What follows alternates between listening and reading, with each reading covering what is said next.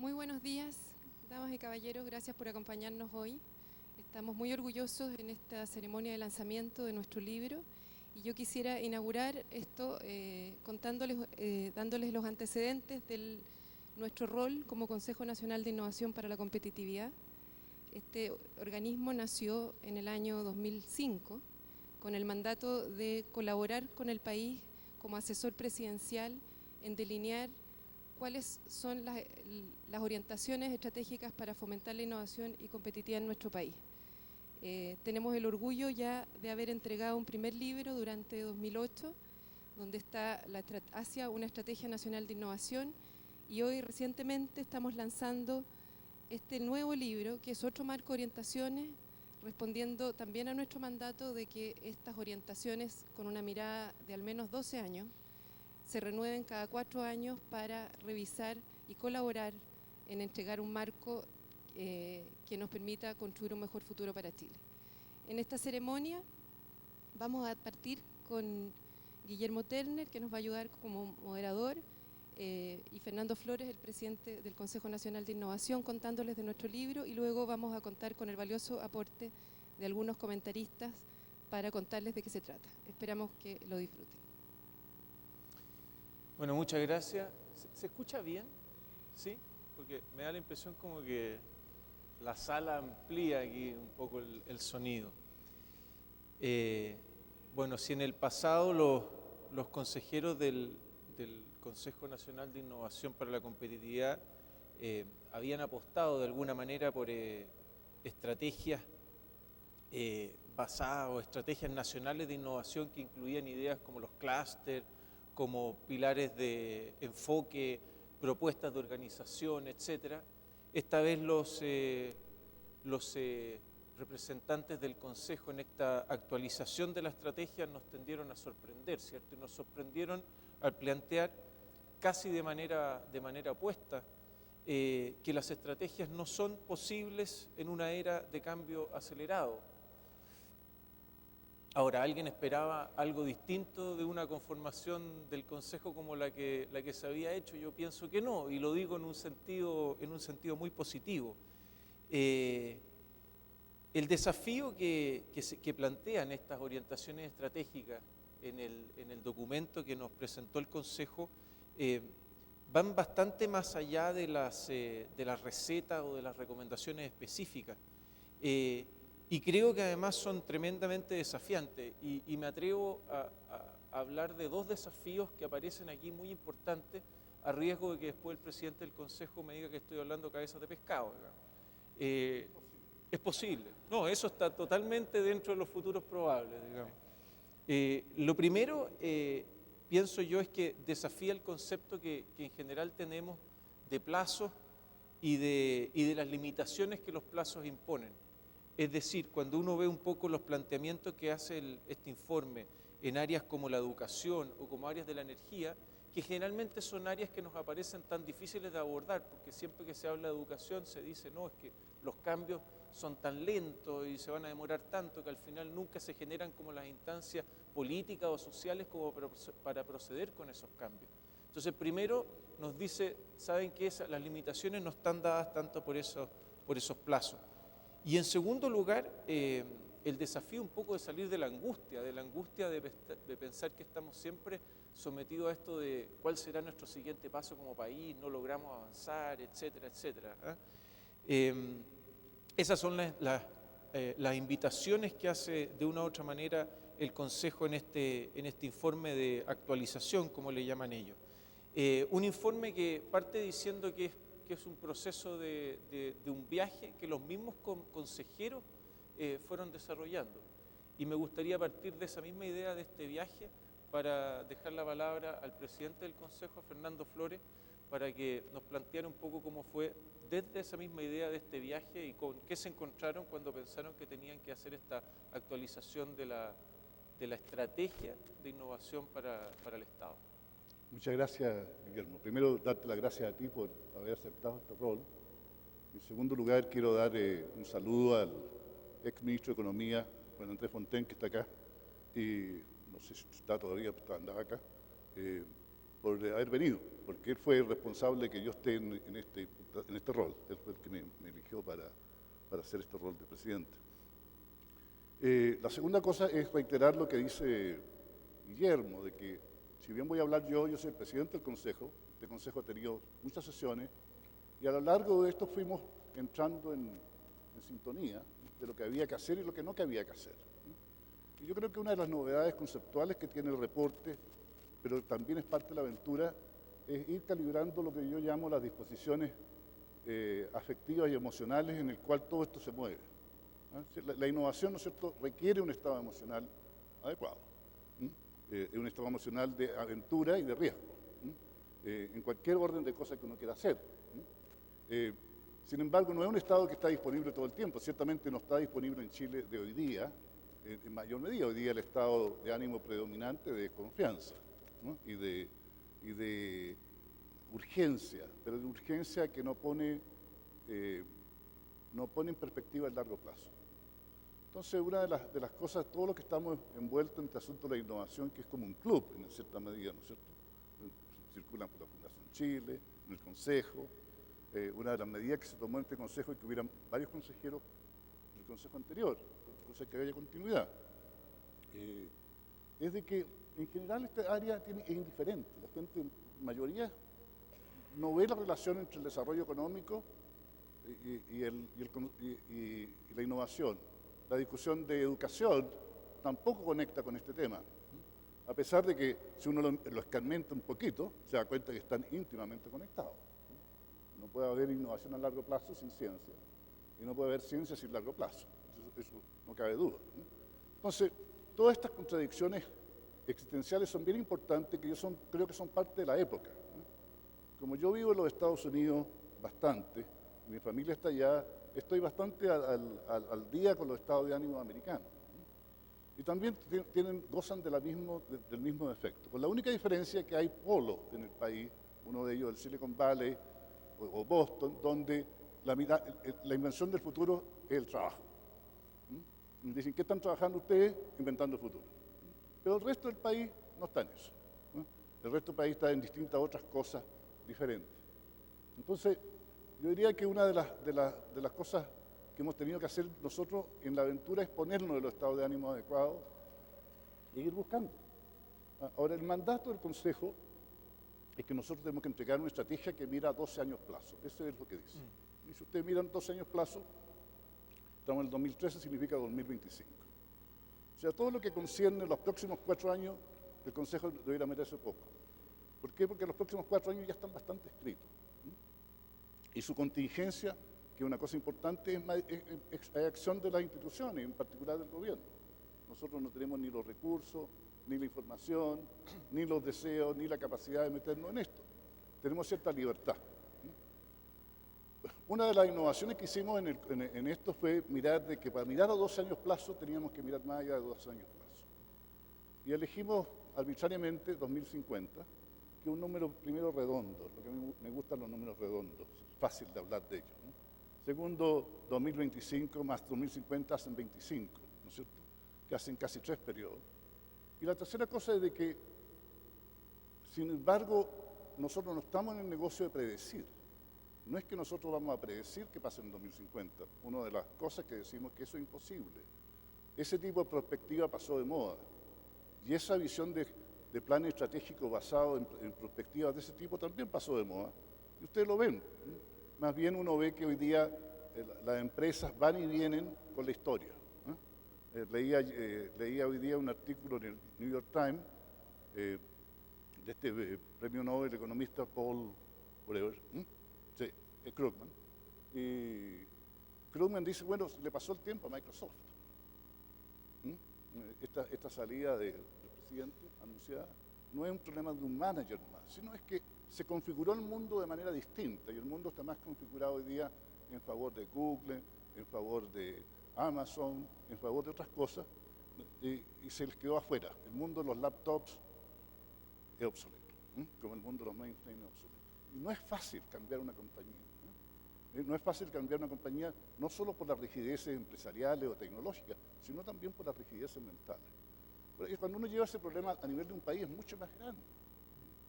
Entonces, como Maturana lo dice, la verdad de las cosas es que cuando uno quiere cambiar tiene que saber qué quiere conservar. ¿No? La biología tiene esa característica. Entonces yo diría que tampoco podemos hacer nosotros el plan basado en una mezcla de Singapur con Finlandia, y un poco de más locales. No va a andar. Lo que nosotros tenemos que hacer es una inflexión en nuestro espacio cultural. Esa es la idea fundamental. Sin embargo, la otra cosa, y yo creo que por eso la idea de surfing, la idea de surfing es primero a darse cuenta que nada de esto puede ocurrir si no lo ponemos en el contexto mundial. La innovación no es para Chile, la innovación es para el mundo, y Chile es lo que ofrece dentro del mundo, es lo que lo identifica, es lo que produce valor.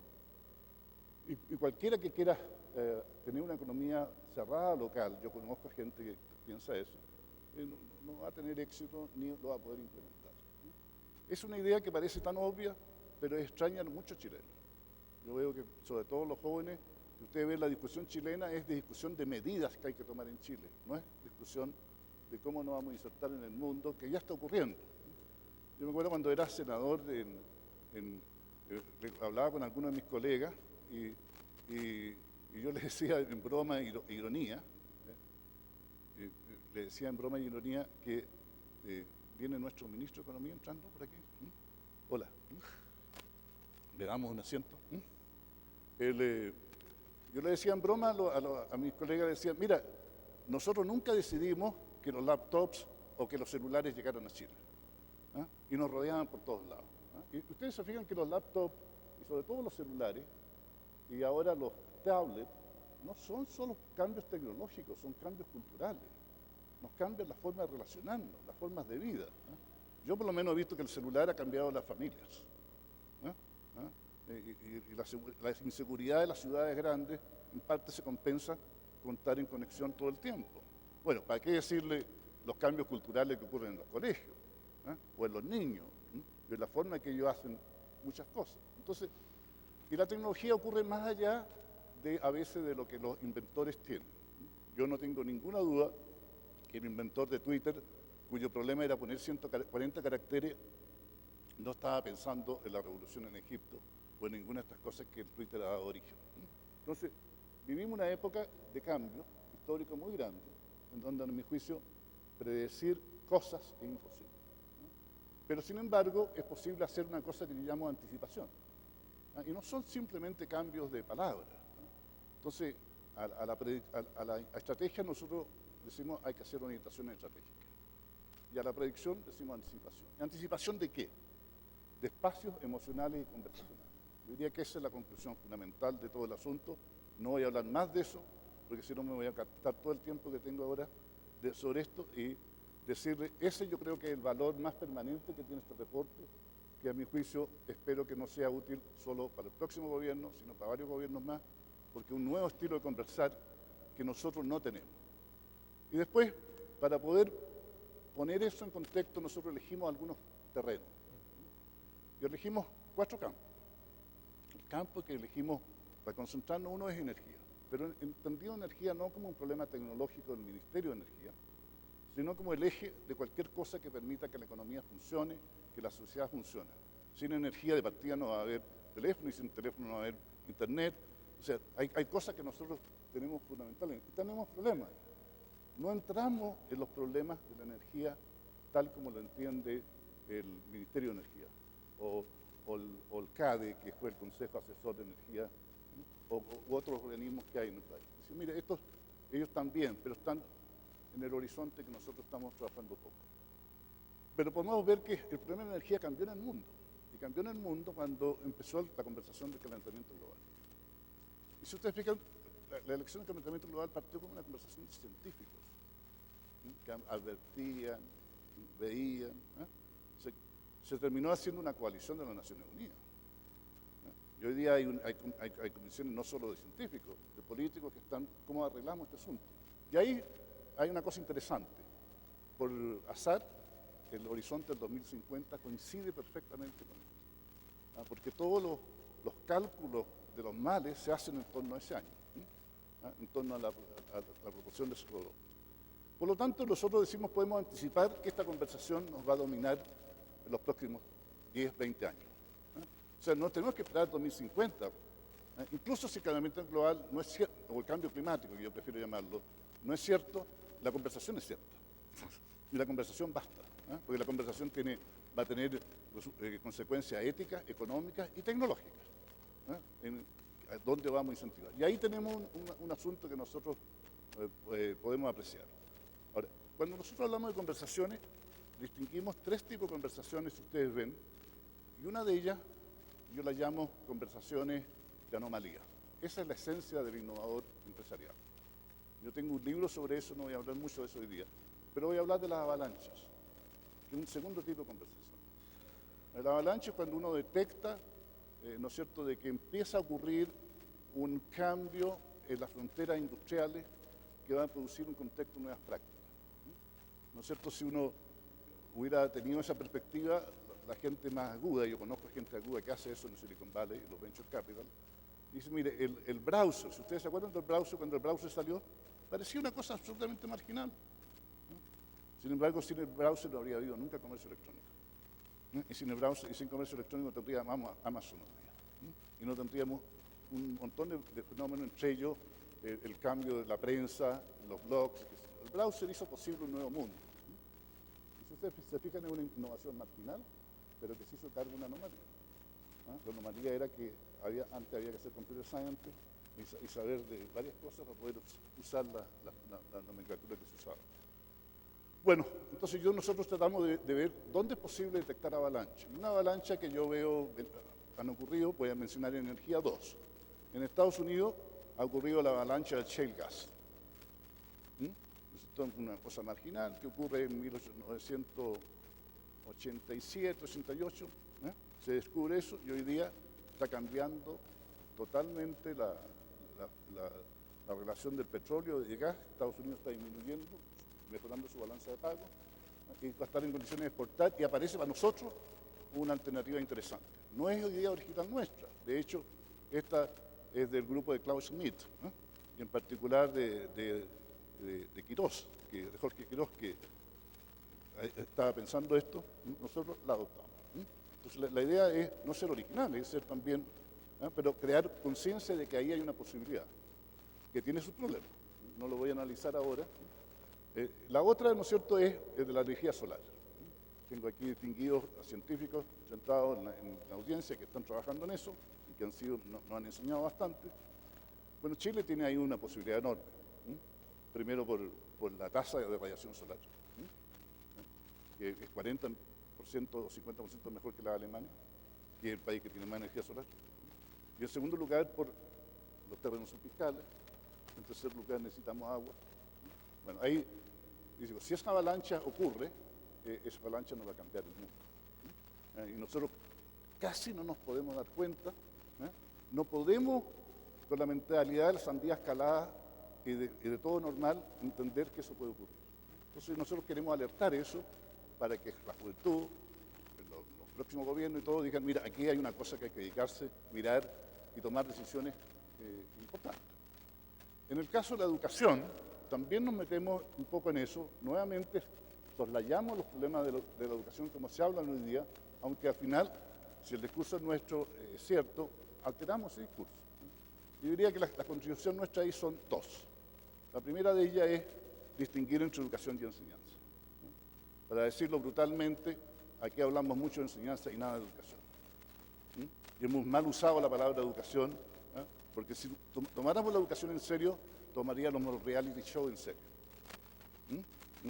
La televisión juega un papel en lo que llamamos entretenimiento, y la conversación televisiva juega un papel muy importante en la educación. El uso de la Internet más allá de la información juega un papel fundamental en la cultura. Entonces, no es posible, y no tenemos coordenadas cómo hablar de eso, porque seguimos pensando que educación es igual a acumulación de información e instrucción, y eso es.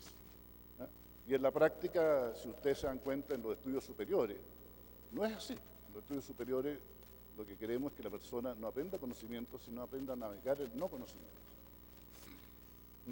Y aprenda a producir conocimiento, y aprenda a navegar con sus pares, y aprenda a ser un miembro de una comunidad internacional, porque no se hace ciencia solo. como no se hace cultura solo. Bueno, entonces, nosotros anticipamos eso, y yo anticipo, es una idea del cual yo me hago responsable, de que lo que va a venir en el futuro del mundo es una red de mentores, educadores. Me la voy a saltar, más los comentaristas o en otro momento podemos hablar. Pero en el corto plazo yo veo este asunto de los MOOCs, de los Massive Online Courses, como una cosa que puede modificar la educación americana y europea y asiática en algunos lugares, bajando los costos. Ahora, es discutible, está en el pleno formación, yo simplemente para la audiencia se forme una idea de lo que estoy hablando. Van a empezar a ofrecer grados válidos por curso de internet, donde uno no tiene que ir a los campos. Pero los factores económicos son lo interesante. Por ejemplo, Georgia Tech, el que ha ido más lejos de todo esto, acaba de anunciar que va a hacer un curso de un máster en Computer Science, de más o menos 1 año y medio de estudio, que a un alumno regular del estado de Georgia le cuesta $28.000 y a un alumno de no estado de Georgia, es decir, de Chile, le cuesta $45.000, y cuyo máximo son 200 estudiantes que aceptan por año. Están pensando en un curso que va a costar $6.500 y que van a estar 10.000 estudiantes. Entonces, fíjese usted lo que pasaría con eso. La pregunta es si van a tener alumnos. Por supuesto que van a tener alumnos, porque en Singapur, en Malasia, en Corea y en Aysén, la gente va a tomar ese curso de Computer Science, porque además no tiene que pagar traslado, casa, visa y todo este asunto. Ahora, no está comprobado que va a ser exitoso. Pero si es exitoso, la pregunta que le hago yo al resto, ¿cuántas universidades más lo van a hacer? Y sobre todo que van a usar las marcas. Ahora, yo veo que esto es serio porque el Venture Capital se está metiendo en esto.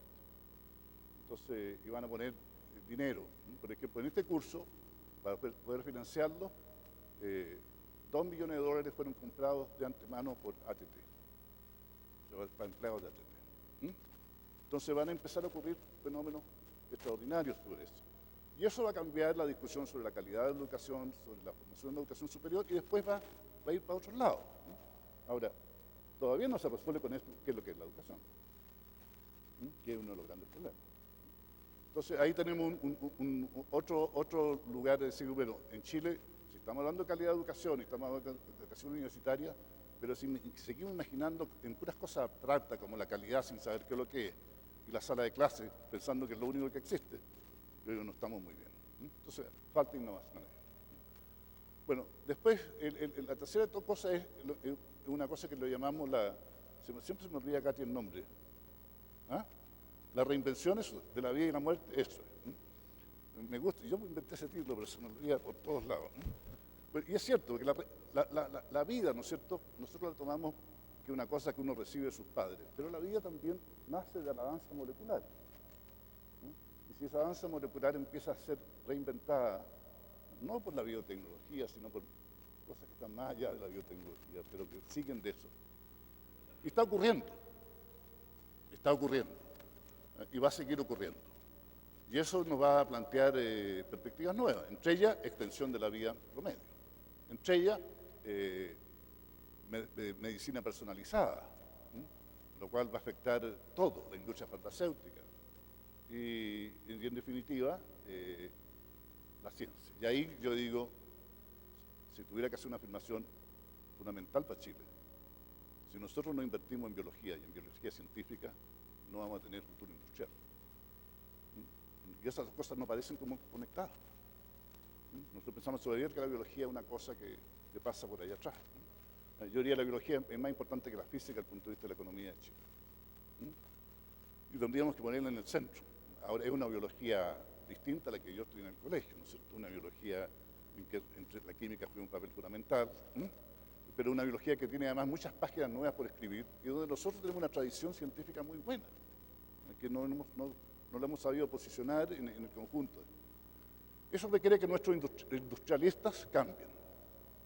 El Ministerio de Economía va a tener que dedicarse a la biología, entre otras cosas. Y yo veo cómo va pasando eso. Fíjense ustedes de que el MIT, que es una de las instituciones más dedicadas a la física que existió en el mundo, ¿no es cierto? Una de muchas cosas. Hace unos 10 años atrás tomó la decisión que la biología era una ciencia básica.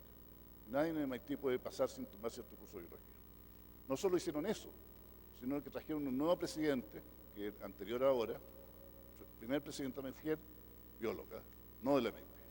¿Ah? Y los americanos son súper buenos para hacer esos cambios. Cuando quieren hacer un cambio cultural, cambian la línea del linaje de descendencia, le hacen un injerto a la tradición. Y ahora volvieron de nuevo a un presidente técnico que, dicho sea de paso, es venezolano, ¿no? El presidente del MIT actual. ¿No?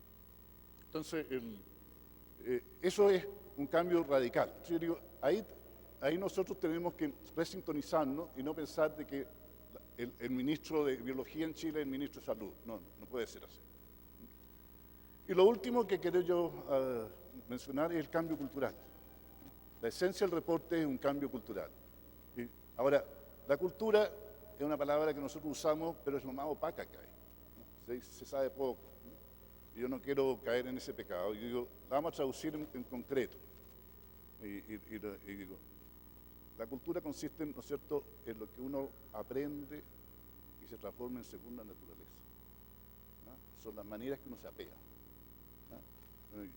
Nosotros cuando hablamos de los argentinos los imitamos. ¿Qué lo imitamos? Le imitamos el tono de voz y le imitamos algunos dichos, ¿no es cierto? Sobre todo la modestia, que es de Buenos Aires. Pero ellos nos imitan a nosotros, porque se dan cuenta que nosotros somos chiquitos, tomamos tecito y hacemos un montón de cosaditos. Y tal vez por eso no producimos a Maradona, ¿no? Porque para ser Maradona hay que ser un pibe popular, pero con desplante, ¿no? Entonces, ese desplante puede ser una virtud, no puede ser un vicio. Entonces, yo digo, la cultura nuestra requiere una cosa que nos está faltando. Estamos en un momento muy, muy álgido. Hemos perdido saber relacionarnos. Yo creía que una de las cosas más notables de Chile que yo vi cuando yo pude volver a Chile de mi exilio el año 87, por primera vez pisé Chile. Y no volví a vivir en Chile realmente hasta el 2000. Pero una de las cosas que me tenía orgulloso cuando traía a mis amigos americanos y mexicanos acá, era que Chile era un país donde la gente conversaba, ¿no? Y yo vi por primera vez que se conversaban los sectores políticos más diferentes, con algunos que quedaban excluidos todavía. Pero yo no había visto nunca alianza en mis tiempos políticos entre el Partido Socialista y el Partido Demócrata Cristiano. Ahora es por una coalición muy estable, ¿no? Y que lo digan ciertas figuras. Pero hoy día yo noto que el país está olvidando conversar. Y ninguno de este futuro va a ser posible si nosotros nos ponemos estas conversaciones en el centro y aprendemos a conversar. Y tenemos un problema, porque no solo es político, también es cultural. Hoy día nuestra satisfacción es por una semana. El largo plazo dura 2 semanas. Y no podemos hacer así.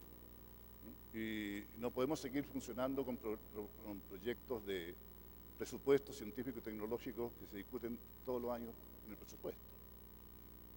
Tenemos que tener lo mismo que se hizo con las Fuerzas Armadas hace mucho tiempo atrás, ir creando fondos, ¿no?, que tienen sus mecanismos propios, ¿no?, y que son intocables. Pero también tenemos que hacer lo mismo en la cosa de la tecnología. Y si yo tuviera que hacer una crítica a los científicos, y con eso termino, los científicos tienen que aprender que sin desarrollo tecnológico nuevo y productos tecnológicos nuevos, una nueva matriz productiva chilena, el país no va a funcionar. Y eso es más que la ciencia, ¿no? Manejar la tecnología no es lo mismo que manejar la ciencia. Y nosotros hoy día tenemos un déficit, ¿no? Y ese déficit, el split entre el sector económico y el sector tecnológico, entre el sector público que financia gran parte de la ciencia en Chile y el sector privado, ¿no?, que consume tecnología. Nosotros tenemos que alterar esas conversaciones, armar esos circuitos, cambiar nuestra perspectiva. Y lo último que quiero decir es un asunto sobre estado de ánimo. Y permítame que yo les cuente una anécdota. En esta preparación que yo tuve que hacer conmigo mismo, yo estoy muy satisfecho con lo que yo tuve que hacer conmigo mismo para poder hacer esto, descubrí un estado de ánimo nuevo, tanto personal como teórico. Hay un profesor en Chicago. En Chicago no hay departamento de ciencias sociales y filosofía, hay un que se llama un comité, ¿no? Y ese comité tiene gente bien notable, ¿no? El departamento de economía no está en el comité, dicho sea de paso, ¿no? Chicago tiene otra estructura. Hay un filósofo que además es psicoanalista, que se llama Jonathan Lear, y él escribió un libro maravilloso que se llama Radical Hope, ¿no? La esperanza radical. Y este libro es un libro que habla de lo que le pasó a los indios Crowd en Estados Unidos cuando ocurrió la expansión americana. Y un joven de 9 años tuvo un sueño. Y el sueño era un búfalo gigantesco. Era un sueño con peyote, naturalmente. Era un sueño que los búfalos se iban. Y el búfalo le decía que los búfalos se iban. Entonces él fue y le contó a la tribu. La tribu por 10 años, sin Freud y sin nada de eso, ¿no? Mucho antes que Freud, debatió este sueño, porque ellos lo hacían. Y cuando tuvo 18 o 19 años lo nombraron jefe de la tribu. Y él fue el que encabezó esto. Y él dijo, bueno, ¿qué pasa cuando los búfalos se van? Y cuando los búfalos se iban, se iba todo. Se iba todo lo que hacía sentido. ¿No es cierto? El joven Crowd, que podría ser el joven Comanche, el joven de varios de las praderas, toda su vida estaba en torno a andar a caballo, cortar cabellera, robarle caballo a las otras tribus y ser nobles en la batalla. Pero si no habían búfalos, no habían batalla, no había nada. Entonces este jefe dijo, no hace sentido pelear con los blancos, que los problemas no son los blancos, el problema son que los búfalos se fueron, se están yendo. Entonces ustedes ven las películas de India, se fijan que hay unos indios que andan ayudando a los soldados americanos, esos son los Crowd. Y los Crowd pasaron mejor que el resto. Los cruzaron de traidores, pero al final los tipos entendieron mejor lo siguiente. ¿Y qué es lo siguiente? De que hay momentos en la vida en que uno no puede predecir nada, ni siquiera puede encontrar sentido. Esa es la vida que yo tuve cuando fui exiliado en Estados Unidos. El exiliado al principio no le encuentra sentido a nada. Las cosas no le hablan, no lo motivan y la ausencia lo domina.